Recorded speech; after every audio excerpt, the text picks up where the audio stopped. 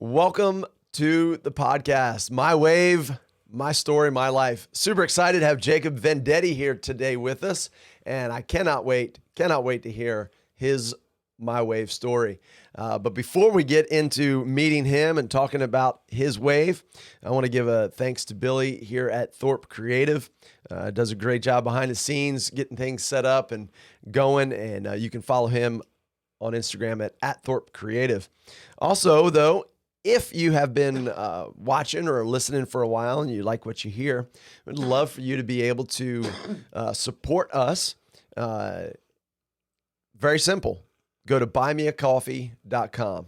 You like coffee, Jacob? Love coffee. Yeah, so buymeacoffee.com/mywave. And you can buy me a coffee. You can buy me multiple coffees and help support the show. But today's sponsor is Sully's Archery Tag. Sully's Archery Tag is played like dodgeball, but with arrows, and that's a lot of fun. It was over, did Will's son's birthday party. Did you go to that and play archery tag? I wasn't there. Oh, man, you missed it. It was fun. But yeah, but archery tags, played like dodgeball, but with arrows. You can check them out at sullysarcherytag.com. They're a mobile event. They bring the fun to you. So here we go. Jacob, so nice to meet you. I guess the second time. I met you the first time. I went into 17th Street where you work and talked to Will about coming on the show, and he was booked up, but he was like, talk to that guy. And so we met, exchanged numbers, and was able to find a date. Now, the one thing about trying to find this date was you were traveling. I think you were going to like California. Yeah, I was headed out to LA to find a production team to finish my documentary. Oh yeah, what? Like I said, I don't know you, and so all this is fresh and new. What's this documentary?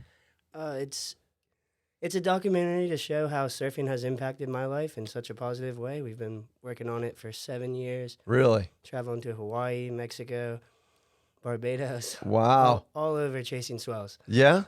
And pushing the limits in the ocean. That's incredible. Not because you're from Wilmington, right? Correct. Surfing Rice Beach, Carolina Beach, but you're traveling and doing a documentary. How did all this come about? Just the love for surfing, being able to, go find the perfect wave. Wow. How do you fund this?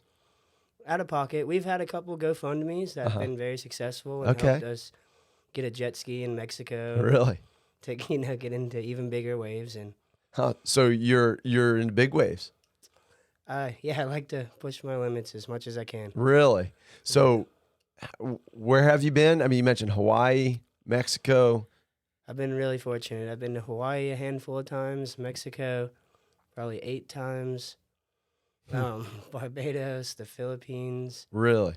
Indonesia.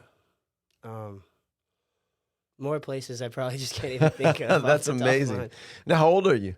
I'm 27. Okay, 27, but man, you've been able to travel the world all around surfing. Yep. Wow. That's my passion. That's sure. pretty. So just jumping in, because I'd love to hear more of this story, but where is having had the opportunity to travel all over the place? Where's the one wave that you want to talk about? That wave is in Mainland, Mexico. Mainland, Mexico. Yep. What's the name of the spot? I can't disclose that information. Oh, serious? Okay. It's a really nice beach break right in the center of Mainland, Mexico on the Pacific side. Wow. So this is a true secret spot. Well, yeah, that's just what all the locals have always asked. Never exploit the spot too much. So There you go. just want to be respectful. Absolutely. I'm just taking notes here real quick. But that's cool. So Mainland Mexico, a secret spot. What was the conditions like for this wave? Oh man, I had worked myself up to get in to be able to surf this wave all summer. Had been in Mexico a month and a half. Just waiting, surfing all sorts of different swells, and the perfect day came. Really? It was 12 to 15 feet. by the back of the wave. And So by the back of the wave. Now explain that. Part of this podcast is I want to teach people different things about surfing, and there's different ways of measuring waves. So you said from the back of the wave. Could you explain the difference between measuring from the back and measuring from the front? What does that mean? I guess that's just usually how Hawaiians measure the waves, because the waves get so large in Hawaii. And it's about half of the face of the wave. Okay. So the measuring from the back is usually half of the face. Yep. So if you say it's, what'd you say, a 12 to 15 foot from the back. Yeah. So you double that, that's a 24 to 30 foot face. Yeah, it is. Yeah. That's a big wave. It was a really awesome day. Yeah. I don't know. I look back on it sometimes, like, where did I get the courage to do that? Yeah. Well, back it all up. So you're into this big wave surfing, but you're from this area. We don't get that. Yeah. So how did you get into big wave surfing? All my buddies that I grew up with around here, you'd be surprised how many Chargers grow up here. Yeah. Rob Brown, Mark Yonkers, my best friends, Evan Barton and Dylan Kowalski and Max Smith and many others. Yeah. Connor Lester. Oh, wow. Corn Dog. Yeah. So these guys are from around here. Yeah. And you grew up surfing with them? Mason Barnes, too. He just did a big wave. Yeah, I think he got one of the biggest ever at Nazaré in Portugal. Yes. Yes. I remember hearing that was just recent, wasn't it? It was, I think, a few months ago. Right. Right. So we'd have to do some research, but I can't remember how big that wave was, but it was massive. Yeah, I think UNCW actually did a project, and they did some equation, and it found that it was like 96 feet. Good night. Something like that. Good job, Mason. Right? Crazy. That's big wave. Yeah, man. It's really inspiring to see that type of stuff. Yeah. Now, I personally have no desire to surf big waves. Yeah. I never have. That's all right, man. Yeah. And I think that's everybody's different, but it takes a special mindset. So you said you've been waiting, then you even said, man, how did I find the courage to get out on that day? Yeah. What was it like? It was incredible, man. At that point in my life, I was on the lung transplant list. I didn't know, where the next 5 years was going to take me. And You said lung transplant? Yep, because I was born with cystic fibrosis. Oh, wow. Okay. So I didn't see where the next, 5 to 10 years was going to take me. And I really wanted to, make an impact before I might maybe leave this world. Right. And so I thought through, chasing my dreams of surfing and stepping off on big waves might inspire other people with CF, or just other people to live more positive and courageous lives. Yeah. When did you start surfing? When I was 10 or 11 years old. Okay. But diagnosed with CF early? Yep, at birth. At birth. All right. And so lots of treatments, Oh, man, so many treatments, so much therapy, so much time in the hospital, yeah, etc. Man. But not anymore, thankfully. Really? Like I was on that list and everything, and a year and a half ago, a new medication was approved by the FDA called Trikafta, and it's been a breakthrough medication. Really? In the entire CF world. Really? It works for 90% of people with CF, and that is awesome. Don't do the hours of intensive therapy anymore. I take 2 pills in the morning and 1 at night, and I've gained like 30 pounds. My lung function's gone up tremendously. My energy, everything's just gotten so much easier. That's fantastic. Yeah. Isn't that awesome, the research that goes in, and man, to be able to benefit like that, that's a blessing. Yeah, no doubt, man. It just brings me back to earth sometimes. Yeah, yeah. It makes me so thankful for all the little things. Absolutely. Man. So cystic fibrosis affects the lungs. I read an article that surfing, that above the salt water is a mist, and that is a benefit. Natural therapy. A natural therapy. Yeah, it's funny, man. When I did my nebulizer treatments, 2 or 3 times a day for 30 minutes at a time, one of them was 10% hypertonic saline. that's inhaling a dense salt air for 30 minutes. So, like, I'd rather be in the ocean surfing. Right. It's not as quite dense salt air you're inhaling, but you're being active at the same time as Right. getting a therapy in. Yeah. Right? So Yeah. that's always what led me to stick to surfing, make the documentary about surfing. So is that documentary complete? We have so much footage, man. And when I was in LA, I met up with the production team. Okay. And so I've got to get $9,000 together $9,000 to get it finished. Nice. But So we're going to make it happen. yeah, what are you doing to generate the funds for that? I'm running events, CF fundraisers. I'm a part of music festivals and stuff. And yeah, selling artwork and T-shirts and doing whatever we can. Fantastic. Anything that you could put out on this podcast, websites or different things, go for it. Oh, cool. Yeah, I appreciate it, man. Yeah. If I could. Yeah. We have an Instagram, Live Fearlessly Foundation. Live Fearlessly. Yeah, I do everything through that and my own personal email right now. Okay. I'm still in the process of getting a website developed. All right. So Live Fearlessly Foundation is that Instagram. Yep. Website's coming. Yeah. But then as far as if people listening to this wanted to help you out to finish this documentary, how could they do that? They could DM you, most likely? Yeah, that's probably the easiest way. Okay. Yeah.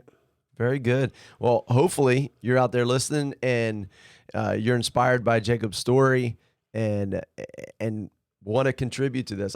I'm excited to hear more about this and to see it come to fruition. Yeah, I'm really excited about it too. It's really doing this documentary has made me comfortable with having CF. Like it's always been kind of a weird thing because I'm not so much different than everybody else, but I see the greater purpose of putting this out, for everybody to see. I think it can make a good impact or great impact. Yeah. Now in your travels and in your filming and in discussion with other surfers about CF, have you met other surfers who have a similar situation? I have met several other surfers with CF.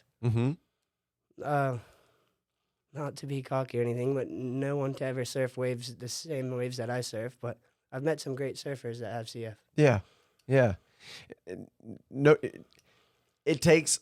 Go back to the phrase I used, a mindset, and it's not. There's a cockiness that we meet in people, right? We see it, we sense it. I've seen it too. But then there's a confidence, and there's a fine line between cockiness and confidence. Yeah.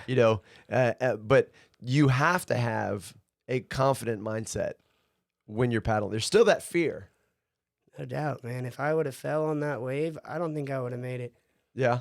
I was that ill at that point. I was like 120 pounds, and, it was hard for me to just walk around, let alone surf. I just, really believed in what I was doing. Yeah, so let's go back to that mainland Mexico break.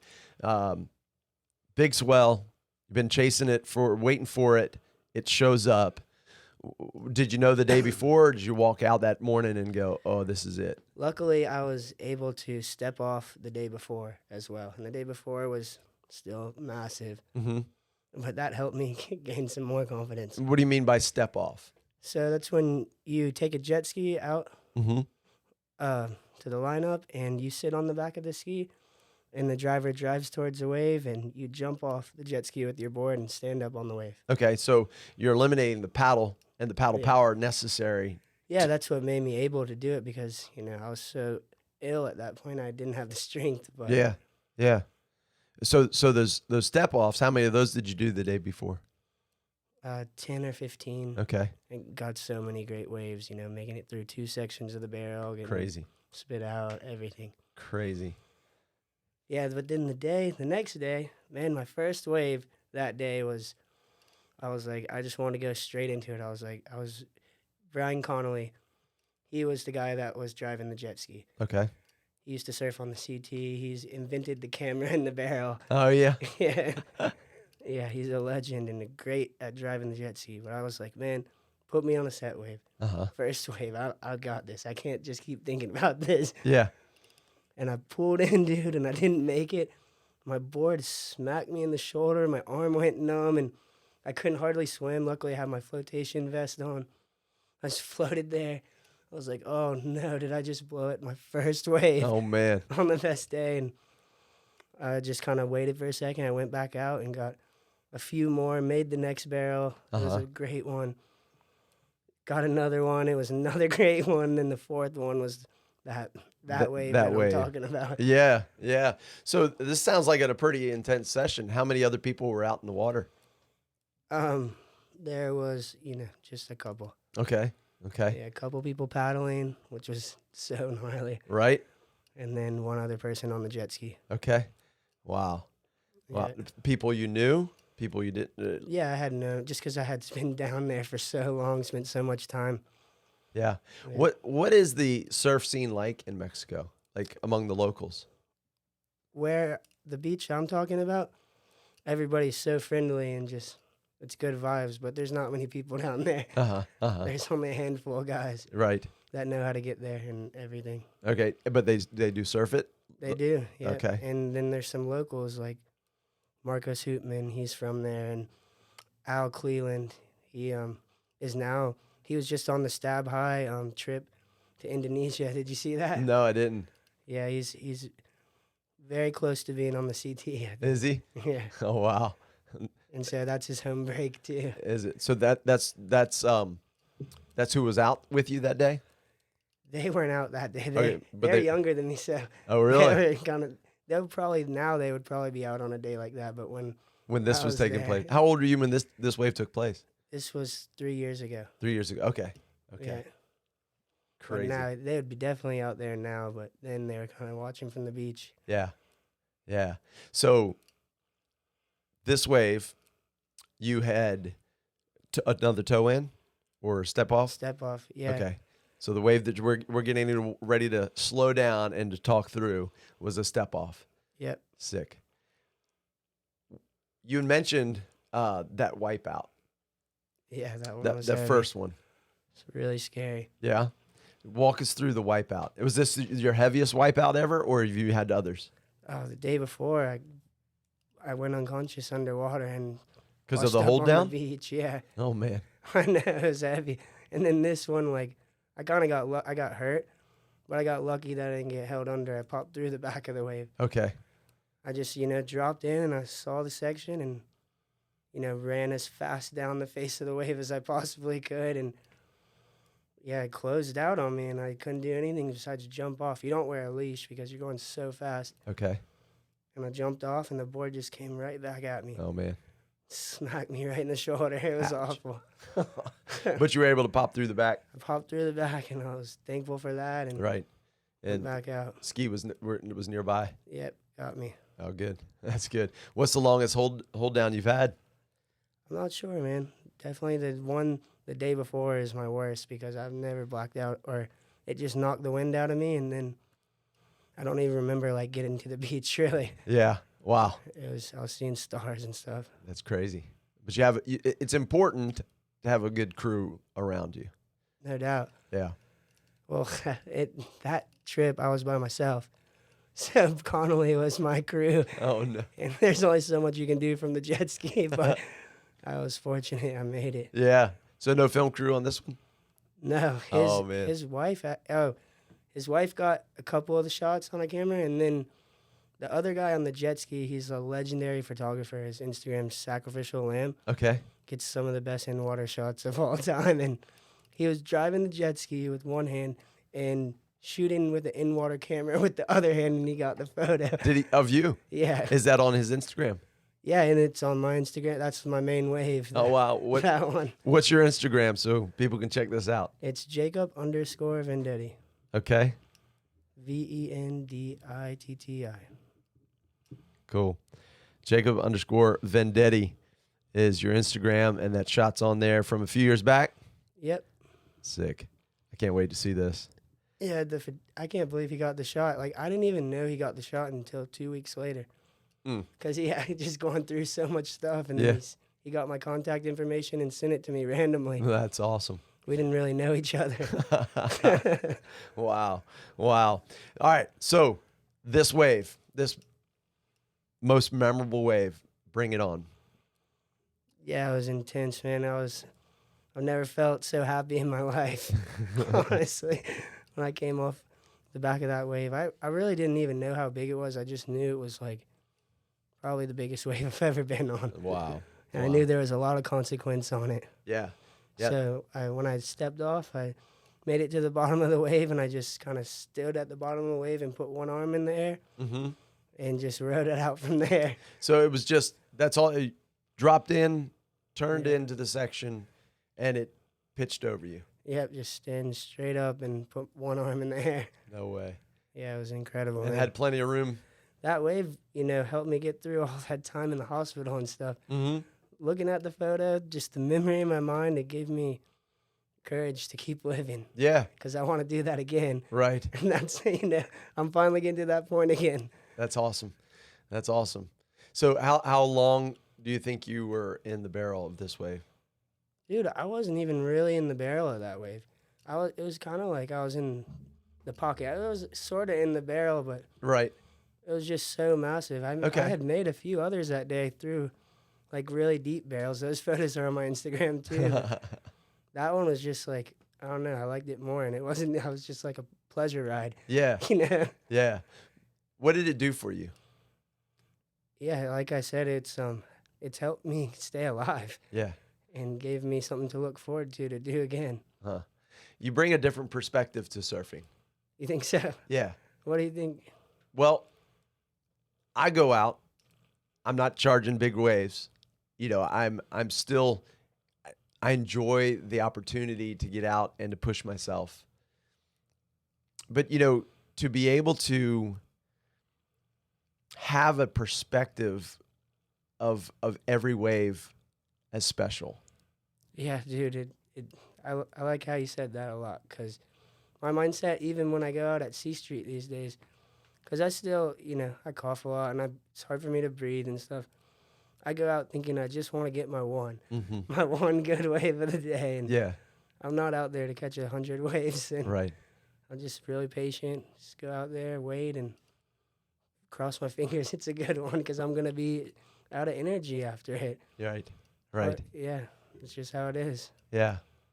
Yeah. And see, to be able to have that, I don't know how to put it into words, that special, it's like precious. Yeah. That gift to be able to paddle out and to enjoy a piece of God's creation, and to accept it and to harness it and to enjoy it, and then to kick out. Yeah. Makes life better. Every time I just am able to spend some time in the ocean. Yeah.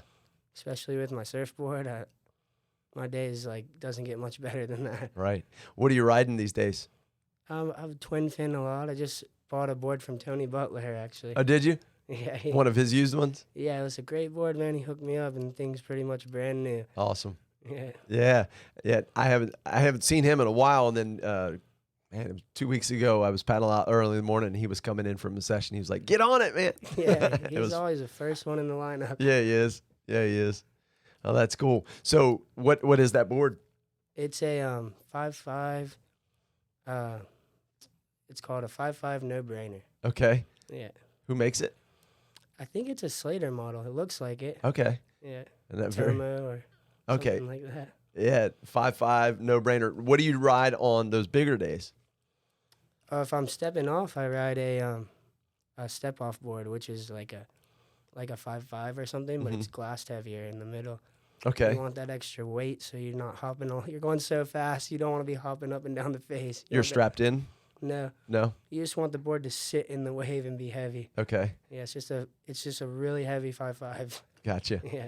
What do you, when you paddle into big stuff? I got a whole quiver. I got 6'1", 6'3", a 6'6", a 6'8", a 7'2". Now you don't travel with all those, do you? 8'2", 8'6". Sometimes I travel with a lot of them, man. I'd rather be prepared on the best day than unprepared. Right. My life means more than the money that I make. There you go. There you go. What do you have any sponsors? No, I don't. Okay. Some local surf shops hook me up and stuff. And like South End and Sweetwater, everybody, it's just good. We live in a great community. We do. Where everybody wants to help each other out. Yeah, that is true. And and the more that I meet people, this is a huge surf community. Yeah. And there's some really amazing people that are part of it. Yeah. And you're one of them, man. I've really appreciated, this conversation. Talk to me about Live Fearlessly Foundation. What's that about? So Live Fearlessly was made in hopes to, spread awareness for cystic fibrosis, and also raise money to, impact people with CF. Yeah. So I know, at the point I'm at right now, I'm not gonna raise money like the CF Foundation does and be able to contribute towards science. But I've seeked. Oh my gosh, I really hope you caught that. No, go for it, man. I've seeked out other people with cystic fibrosis that are surfers, and I'm gonna sponsor them and send them on surf trips and cool. maybe pay their rent, help them out with anything I can do. Yeah, through this foundation.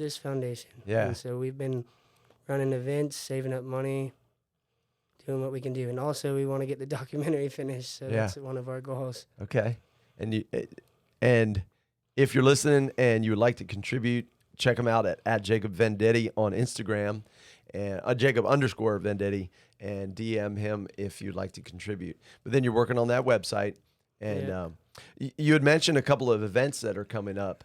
Yeah, dude, we've been doing a lot lately. Our next event will be July 31st at Burnt Mill Creek. Okay. Modest Yahoo is going to be playing, and I'm going to have a Live Fearlessly tent with a bunch of artwork my sister and I both did. My sister's going to do a speech on stage about cystic fibrosis. Yeah. Does she have cystic fibrosis as well? She does. Okay. Yeah. Okay.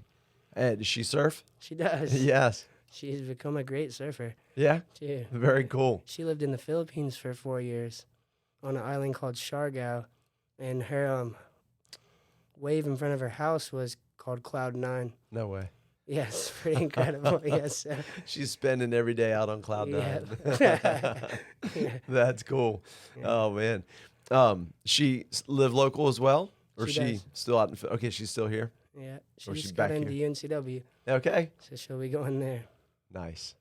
That's awesome. That's awesome. Man, where do you find yourself in the future? On more waves like that. That's what I enjoy doing the most. Yeah. I also really want to, help impact the cystic fibrosis world. There you go. Like I said, Trikafta, the medication I got on, that has been a miracle for me, works for 90% of people with cystic fibrosis. Good. It's great, but there's still 10% in the shoes I was in. Mm-hmm. And that, that hurts to think about. Right. Because it's a really, really tough thing to live with. Mm-hmm. Yeah. Well, I appreciate it, Jacob. Thank you for sharing that and for including us in on this conversation, with Live Fearlessly Foundation and what you're going through, and sharing with us some of these things that have been taking place to help folks with cystic fibrosis. No doubt, man. I really appreciate you guys having me today. Yeah. Hopefully, we'll be able to spread some more awareness, right? That's right. You got any more trips that you're going to hunt down some waves? Right now, I'm focused on establishing this foundation. Okay. Cool. But I'll get back to it soon enough. Yeah. I can only go so long without a surf trip. That's right. That's right. How many do you do a year? Since COVID, I haven't been on a surf trip in over a year. Okay. Usually I do Mexico in the summer and the North Shore of Hawaii in the winter. Oh, wow. Yep. Who have you surfed with at North Shore? Oh, man, I've been really fortunate out there. I used to work with the Maui Foundation. Okay. And so when I went to Hawaii, I would stay at, Claude Alexander's house and have a good buddy, Fisher Heverly. Uh-huh. I stay with him a bunch, and Dylan Kowalski has a house out there. And, I'd paddle out to Pipe with, Claw and Sonny Garcia, and just they'd call me into sets. Were they? Yeah, so I got really lucky, dude. I didn't have to fight all day for waves. Yeah. Because you really have to earn them out there. Yeah. And for one of them to say, hey, this is yours. Yeah. Yeah. No doubt. That's pretty sick. Wow. Well, you know, you have inspired me, and I appreciate that. Right And on. I think those listening will be encouraged and challenged as well. Yeah, thank you. Yeah, man. Thank you. I really enjoyed this. Yeah. Anything else you'd like to share before we wrap it up? Shout out to 17th Street Yeah. for hooking me up with a job. That's really Nice. helped me get back on track with my life. Good deal. Thank you, Will. Yeah. Was a good guy. No doubt. I'd love, like I say, I try to get him on the show, and maybe we'll get him on the show in the future. Yeah, he'd be great. He's got Yeah. a lot of stories. Yeah, he does. He does. He is a good storyteller. Well, cool, man. Hey, we always wrap this up with, it's kind of quirky, but it's kind of fun to talk about. What's your, as you've got involved with surfing, at least 17 years, what is in your research surfing's origin? Where did it begin? It began at Carolina Beach. Around here. My mom and my stepdad would take me to the beach, and they'd, pull the car up on the beach, and we'd Yeah. have a cooler, and we'd just try to surf all day. Yeah, well, not your beginnings. Oh, In all history, In when's the earliest recording of Oh. surfing? it's Duke Kamehameha, right? Right?